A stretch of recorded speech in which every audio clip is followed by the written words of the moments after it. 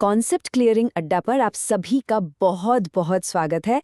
आज हम कुछ ऐसी दिलचस्प घटनाओं पर बात करने वाले हैं जो अकेले में तो शायद आपको सामान्य सी खबरें लगें, लेकिन जब हम उन्हें एक साथ जोड़कर देखते हैं ना, तो भारत के भविष्य की एक बहुत बड़ी और साफ तस्वीर सामने आती है।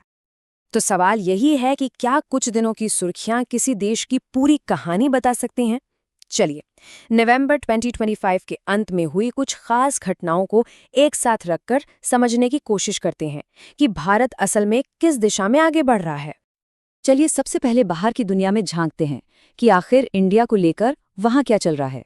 कुछ सांस्कृतिक सम्मानों से लेकर आर्थिक कामयाबियों तक देखते हैं कि भारत की धमक दुनिया में कैसी है।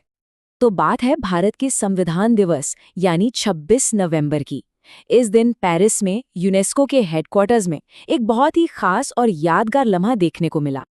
तो ये सिर्फ एक स्टैच्यू नहीं है ना, ये एक तरह से दुनिया भर में इस बात को मानना है कि डॉक्टर अंबेडकर के विचार कितने जरूरी थे, जिन्होंने आधुनिक भारत की नींव रखी और आज भी दुनिया को रास्ता दिखा रहे हैं। और देखिए, ये असर सिर्फ इन सम्मानों तक ही नहीं रुका है। भारत का प्रभाव दुनिया की बड़ी बड़ी संस्थाओं तक पहुंच रहा है। अब जरा सोचिए, जब भारत के जो टॉप इलेक्शन ऑफिसर हैं उन्हें इतने बड़े ग्लोबल ऑर्गेनाइजेशन को लीड करने के लिए चुना जाता है, तो ये अपने आप में एक बहुत बड़ा मैसेज है। ये दुनिया को दिखाता है कि लोकतंत्र को मजबूत करने में भारत का रोल कितना अहम है। अच्छा, डिप्लोमेसी से हटकर अब जरा भारत की इकोनॉमिक पावर की बात करते हैं, और इसकी एक जबरदस्त मिसाल हमें एग्रीकल्चर सेक्टर में देखने को मिलती है। ये आंकड़ा देखिए, 247.87 मिलियन टन। मतलब आप अंदाजा लगाइए ये कितना बड़ा नंबर है। 2024-25 में दूध उत्पादन के इसी आंकड़े के साथ भारत दुनिया का नंबर 1 दूध उत्पादक बन गया है। वाकई एक बहुत बड़ी उपलब्धि है। और अगर देश के अंदर देखें तो इसमें सबसे बड़ा हाथ है उत्तर प्रदेश का, जो अकेले ही देश के टोटल प्रोडक्शन का 16% दूध पैदा करता है।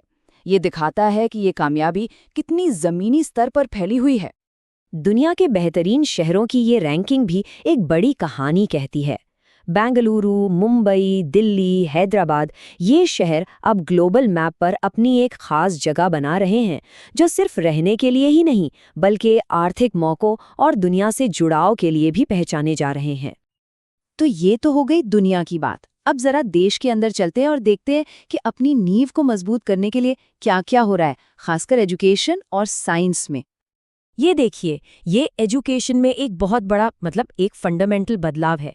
अब बच्चों को सिर्फ रट्टा नहीं मारना होगा, उन्हें असल में काम करके प्रोजेक्ट्स बनाकर चीजें सीखनी होंगी। इसका सीधा सा मतलब है उन्हें असली दुनिया और आने वाले कल के लिए तैयार किया जा रहा है। और हाँ, ये जो प्रैक्टिकल चीज़ों पर जोर है ना, ये सिर्फ स्कूलों तक ही सीमित नहीं है, ये हमारे खेतों तक भी पहुंच रहा है।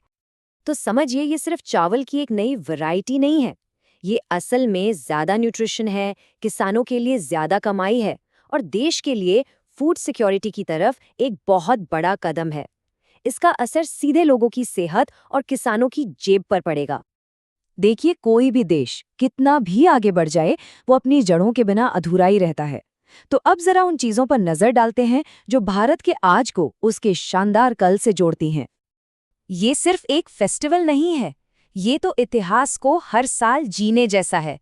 आप महसूस कर सकते हैं उस जीत का जश्न और वो बहादुरी जो सदियों बाद भी लोगों के दिलों में जिंदा है।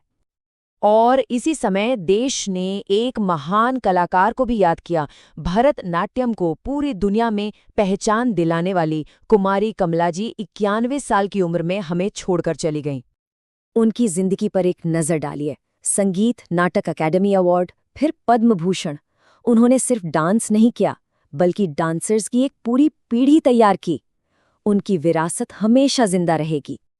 तो ये जो अलग अलग घटनाएं हमने देखीं, वैश्विक, राष्ट्रीय और सांस्कृतिक, जब इन सबको एक साथ रखकर देखते हैं तो ये हमें असल में क्या बताती हैं? पहले बात तो ये कि भारत दुनिया के सामने अपनी एक मजबूत पहचान बना रहा है, चाहे वो यूनेस्को में सम्मान हो या फिर ग्लोबल लीडरशिप और आर्थिक ताकत के रूप में। दूसरी बात, देश अपने भविष्य पर बहुत बड़ा दांव लगा रहा है। बच्चों की पढ़ाई के तरीके को बदलकर और साइंस की मदद से अपने खेती किसानी जैसी बुनियादी जरूरतों को पूरा करके और तीसरी और शायद सबसे जरूरी बात, ये सारी तरक्की अपनी संस्कृति और विरासत की नींव पर हो रही है, अपनी परंपराओं को मनाकर और अपने महान कलाकारों को याद करके। तो जब हम इन सारे डॉट्स को जोड़ते हैं तो क्या तस्वीर उभरती है? एक ऐसे देश की जो आत्मविश्वास से भरा है, जो आगे बढ़ रहा है। ये एक कॉम्प्लेक्स कहानी है, इसमें कोई शक नहीं। पर ये एक ऐसे राष्ट्र की कहानी है जो रुकने वाला नहीं है। और ये हमें सोचने पर मजबूर करता है कि इस कहानी का अगला चैप्टर आखिर क्या होगा।